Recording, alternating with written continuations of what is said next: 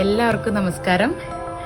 നമ്മുടെ മാർച്ച് 3-ന് ആറ്റുകാൽ ദേവി ക്ഷേത്രത്തിൽ എല്ലാവർക്കും അറിയാം, ആറ്റുകാൽ പൊങ്കാല. എല്ലാവരും ഒരുപാട് സ്ത്രീകൾ ഐശ്വര്യപൂർവ്വം പൊങ്കാലയിട്ടു. അതുപോലെ തന്നെ മഹാരാഷ്ട്രയിലെ പൂനെയിലെ ഭൂസരി ഇന്ദ്രായണി നഗറിലുള്ള ആറ്റുകാൽ ദേവി ക്ഷേത്രത്തിലും ആറ്റുകാൽ പൊങ്കാലയായിരുന്നു. അവിടുത്തെ ഭദ്രദീപം കൊളുത്താനുള്ള ഒരു മഹാഭാഗ്യം എനിക്കുണ്ടായി. പ്രത്യേകിച്ച് എനിക്ക് അവിടുത്തെ മലയാളികളുടെ ഒരു കൂട്ടായ്മ എടുത്തു പറയാൻ വേണ്ടിയിട്ട് തന്നെയാണ് ഞാൻ ഇങ്ങനൊരു വീഡിയോ ചെയ്യുന്നത്. കാരണം ഞാൻ അവിടെ ചെന്ന് കഴിഞ്ഞപ്പോൾ ഈ പൊങ്കാല ഇടാനായിക്കോട്ടെ, അല്ലെങ്കിൽ അവിടുത്തെ മലയാളികളും എന്നോട് കാണിച്ച ഒരു സ്നേഹമായിക്കോട്ടെ, അല്ലെങ്കിൽ അവിടെ എന്തൊരു കൂട്ടായ്മയായിരുന്നു. നമുക്കറിയാം, ഇപ്പം തിരുവനന്തപുരത്തൊക്കെ ആകുമ്പോൾ എത്രയോ വർഷങ്ങളായിട്ട് വർഷങ്ങളായിട്ട് ചെയ്തുകൊണ്ടിരിക്കുന്ന ഒരു കാര്യമാണ്. പക്ഷേ ഇവിടെ ഒരു കുറച്ച് പേര് കൂടി നിന്ന് വളരെ ഒത്തൊരുമയോട് കൂടിയിട്ട് ഇങ്ങനൊരു കൂട്ടായ്മ മുന്നോട്ട് കൊണ്ടുപോകാന്ന് പറയുന്നത് എന്നെ സംബന്ധിച്ചിടത്തോളം ഒരു ഭയങ്കര അത്ഭുതവും ഭയങ്കര ഭാഗ്യമായിട്ടാണ് ഞാൻ കരുതുന്നത്.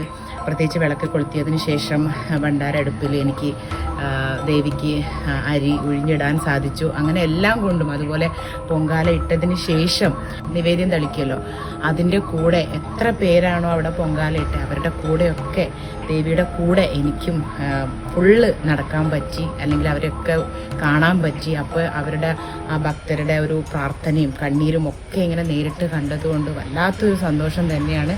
അപ്പോൾ ഈ അമ്പലത്തിൻ്റെ ഭാരവാഹികൾക്ക് എൻ്റെ ഹൃദയം നിറഞ്ഞ നന്ദി രേഖപ്പെടുത്തുകയാണ്.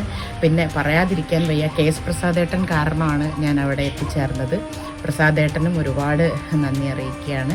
പിന്നെ ബാബു ചേട്ടൻ, ജയൻ ചേട്ടൻ, വേറെ 2 ചേട്ടന്മാരുണ്ട്. ഇവർ 4 പേരും എന്നെ അങ്ങോട്ട് ഏറ്റെടുത്ത് അവിടെ പോയപ്പം തൊട്ട് അവിടെ എത്തിയപ്പോഴായിക്കോട്ടെ, അല്ലെങ്കിൽ അതിൻ്റെ ഉള്ളിൽ കയറിയപ്പോഴായിക്കോട്ടെ, അല്ലെങ്കിൽ ഒരു ദക്ഷിണ കൊടുക്കുന്ന സമയത്തായിക്കോട്ടെ, ഒക്കെ എൻ്റെ കൂടെ എൻ്റെ ചേട്ടന്മാർ നിൽക്കണ പോലെ 2 സൈഡിലും നിന്ന് എന്നെ അത്രയ്ക്കും സ്നേഹത്തോടു കൂടി. പിന്നെ ഒരുപാട് ചേച്ചിമാർ, പറയാതിരിക്കാൻ വയ്യ. കാരണം അന്ന് ഗ്രഹണം കൂടി ആയതുകൊണ്ട് 3 മണിക്ക് മുന്നേ ഭക്ഷണം കഴിക്കണമായിരുന്നു. അപ്പം ഞാനവിടെ ഫോട്ടോ എടുപ്പും കാര്യങ്ങളൊക്കെ ആയിട്ട് നിന്നപ്പോൾ ഒരു ചേച്ചി എന്നെ എന്താ പറയുക വലിച്ചോണ്ട് പോയിട്ട് 3 മണിൻ്റെ ഉള്ളിൽ എനിക്ക് ഫുഡ് തരാൻ കാണിച്ച ഒരു സ്നേഹം അവിടുത്തെ ചേച്ചിമാരും അവിടുത്തെ അമ്മമാരും എല്ലാവരും. പിന്നെ ഞാൻ വിചാരിച്ചു അവിടെ ചെല്ലുമ്പോൾ നമ്മളെയൊക്കെ എല്ലാവർക്കും അറിയുമോ, കാരണം പൂനെയിലാണ്. പക്ഷേ പൂനെയിലുള്ള മലയാളികൾ ഞാൻ വന്നപ്പം തൊട്ടുള്ള എൻ്റെ മിമിക്രി കണ്ടിട്ടുണ്ട്. എൻ്റെ നാടൻ പാട്ടിനെ കുറിച്ച് എന്നെ കൊണ്ട് നാടൻ പാട്ട് പാടിപ്പിച്ചു.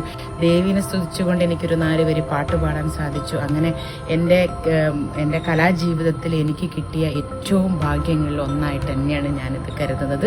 അപ്പോൾ ബാബുചേട്ടന് പ്രത്യേകം, ബാബുചേട്ടൻ വരുന്ന സമയത്ത് എയർപോർട്ടിൽ എത്തിയപ്പോൾ പോലും അവിടുത്തെ ചേച്ചിമാർ പറഞ്ഞു, എല്ലാ പ്രാവശ്യവും ബാബുചേട്ടനാണ് അവിടെ ആർട്ടിസ്റ്റുകളെ കൊണ്ടുപോകാറ്. ചേട്ടൻ കരഞ്ഞുകൊണ്ടാണ് എല്ലാ ആർട്ടിസ്റ്റുകളെയും ഇവിടെ. അത്രയ്ക്കും ഒരു നല്ലൊരു മനസ്സിൻ്റെ ഉടമ തന്നെയാണ്.